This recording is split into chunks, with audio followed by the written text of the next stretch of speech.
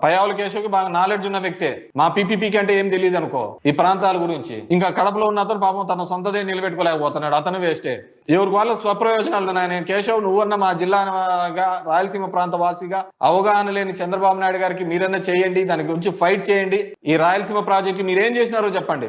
ఊరికే మనకు మనమే అంతా మంది మంచి ప్రభుత్వం ఇవే.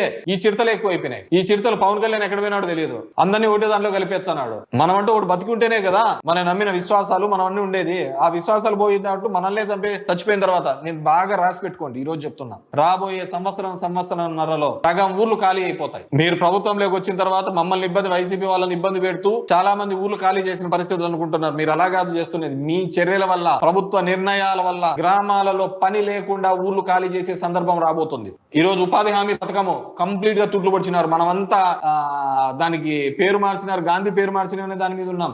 ఎంత అంటే అంత. దానికి సంబంధించిన సత్య చెప్తాడు, దాంట్లో కూడా రాముడు పేరు ఉంది కదా అంటాడు. రాముడు పేరు కదా, పథకం ఎట్లా పోతుంది అని. వచ్చే ఫండ్స్ ఎంత, గ్రాంట్ ఎంత, ఏమైపోతున్నాయి,